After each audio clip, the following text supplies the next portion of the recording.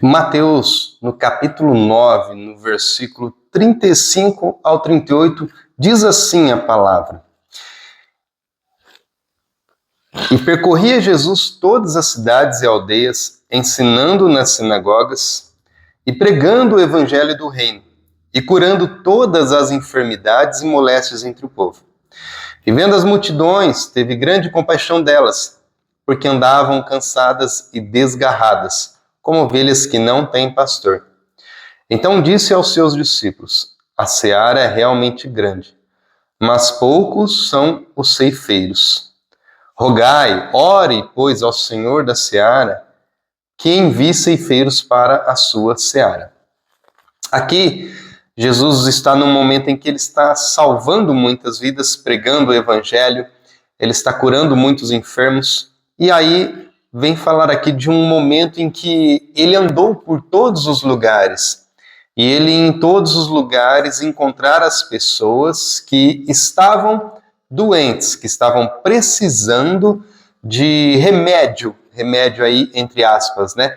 A própria palavra fala que ele veio para os que estavam enfermos, e não para os que estavam perdidos, e não aqueles que estavam curados, os que estavam salvos.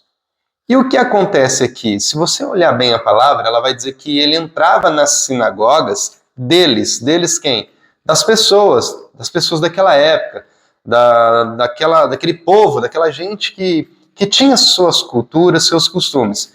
E ele entrava nessas sinagogas, nesses templos, nessas igrejas, e ele ia lá ensinar o evangelho. Ah, mas lá já não tinha o evangelho? Sim, com certeza.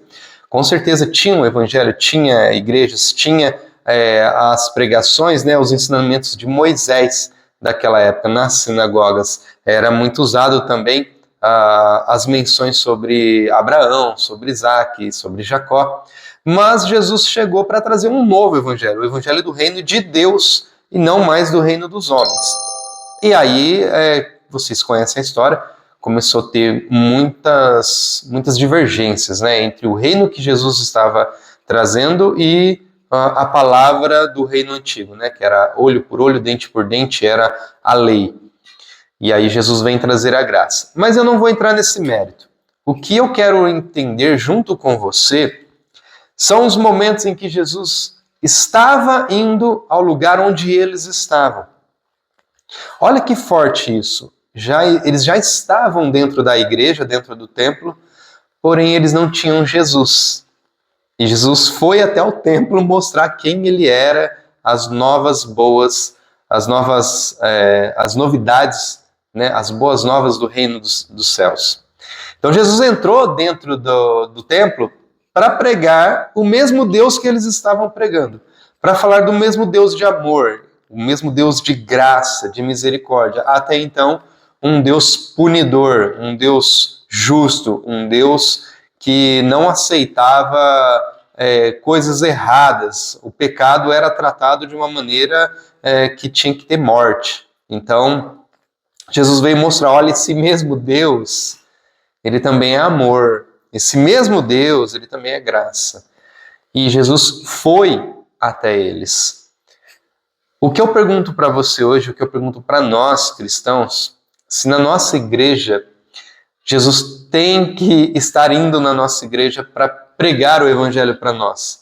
Se o evangelho que nós estamos recebendo hoje, que você e eu recebemos hoje, é o evangelho que Jesus diz, está tudo ok, ali tem sido pregada a palavra verdadeira, tem sido mostrado o verdadeiro Jesus, ou não, Jesus está olhando para nós, para a nossa igreja, para a nossa vida, vamos dizer a nossa vida e não a nossa igreja? Jesus tem olhado para a nossa vida e tem dito assim, olha, eu preciso entrar no coração dessa pessoa para pregar o evangelho do reino. Por que eu digo nós? Porque às vezes dentro de uma igreja tem sido pregada a palavra verdadeira, mas eu e você, nós não conseguimos entender. A gente ainda está com o coração duro, a gente ainda está com o coração cheio de mágoas, não perdoamos, não reconhecemos que precisamos de um Salvador, não reconhecemos que estamos em pecado, não reconhecemos que estamos em falha, estamos como ovelhas desgarradas, sem pastor. Por isso que eu não vou mencionar igreja, embora aqui na palavra diz que ele entrava nas igrejas, né? Nos templos. Mas hoje nós sabemos que sim, devemos estar na igreja, mas primeiramente você é o templo do Senhor. Então, aquele templo lá atrás se tornou você. Você agora é templo do Senhor, do Espírito Santo, e nós estamos sempre na igreja, nós estamos sempre congregando para viver em união, para um fortalecer o outro. Então, o templo, que é você, que sou eu, como é que ele está? Que tipo de palavra tem entrado dentro desse templo? Que tipo de palavra, que tipo de mensagem tem surtido efeito aqui, na hora que chega no coração? Você já parou para prestar atenção que a palavra de Deus, a palavra do Senhor, quando era no início, ela ardia no coração? Ela fazia efeito, ela fez uma transformação logo de início na sua vida, como fez na minha? Se não fez, eu digo para você que não era a palavra de Deus ou que você não se entregou completamente.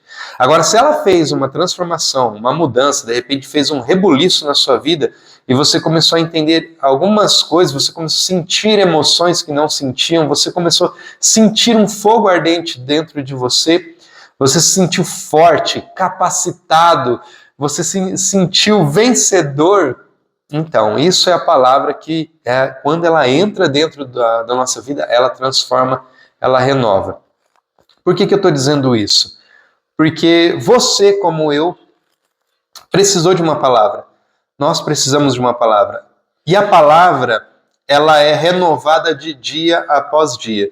De dia em dia, ela é renovada. Ela é uma novidade de vida. Só que tem muita gente que já acostumou com a palavra. O que é esse acostumar?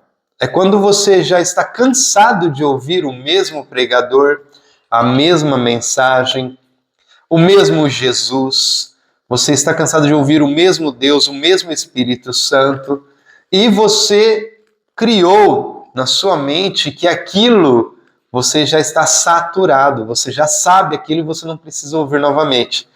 É por isso que a palavra de Deus deixou de ser uma novidade de vida em você, em mim, em nós. Então, o que nós devemos fazer? Como a gente pode fazer com que essa palavra seja viva dentro de nós, seja vivificada novamente? Existem momentos em que nós ficamos doentes. E quando nós ficamos doentes, nós ficamos mal, e eu digo isso espiritualmente, quando nosso espírito está abatido, quando nós estamos desanimados, a tendência é que a gente ore, busque e às vezes até reclame com o Espírito Santo por que a gente está mal. E nós deixamos de levar em consideração o que a palavra nos diz. E a palavra diz que nós devemos buscar a face e a vontade do Senhor sobre as nossas vidas. A palavra fala que ele tem sonhos, planos e projetos infinitamente maiores e melhores do que o que pensamos ou esperamos. A palavra também diz que verdadeiramente ele levou sobre si todas as nossas dores e enfermidades. E claro, nós devemos tomar posse disso. Nós devemos crer nessa palavra.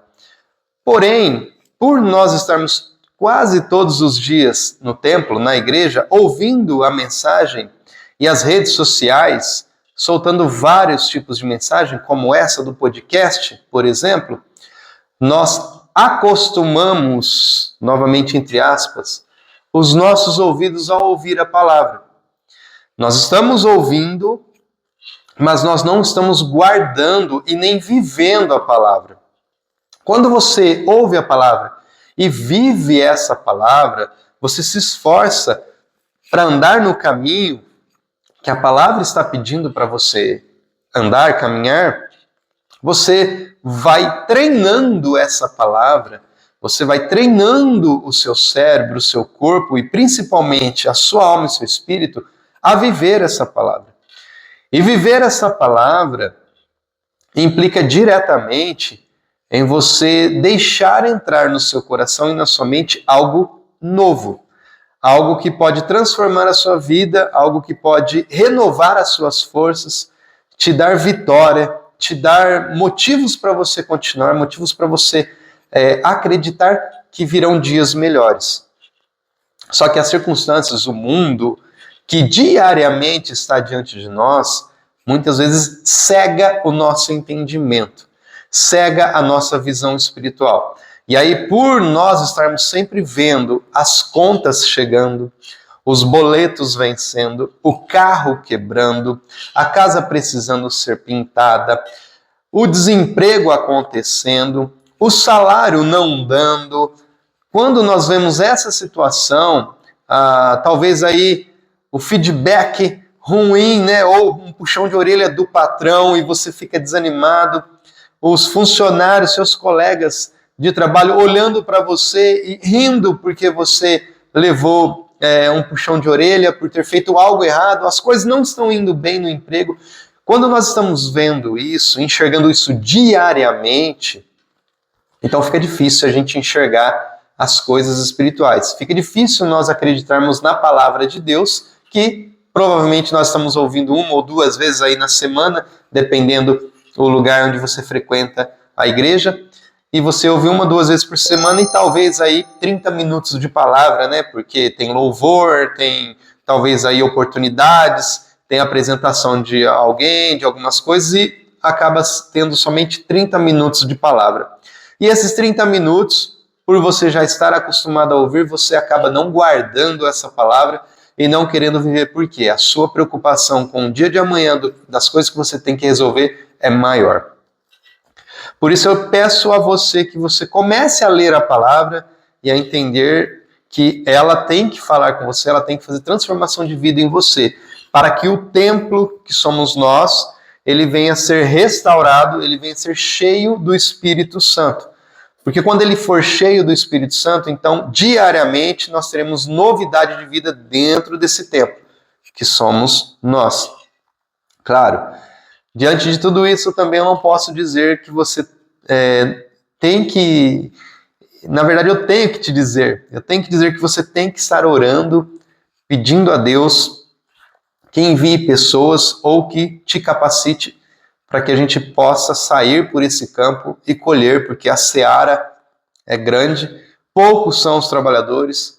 Vamos orar a Deus para que Ele nos capacite, nos oriente através do Espírito Santo e que a gente possa ter discernimento e conseguir enxergar as pessoas que estão dentro da igreja. As que estão fora, é claro, é muito mais fácil, mas aquelas que estão dentro da igreja é muito mais difícil você conseguir discernir quem é que está cheio, quem é que não está cheio do Espírito Santo, porque todos nós estamos ouvindo a mesma palavra, todos nós estamos ouvindo o mesmo evangelho, o mesmo Jesus que cura, que liberta, mas nem todos estão vivendo a novidade de vida, nem todos estão vivendo a palavra.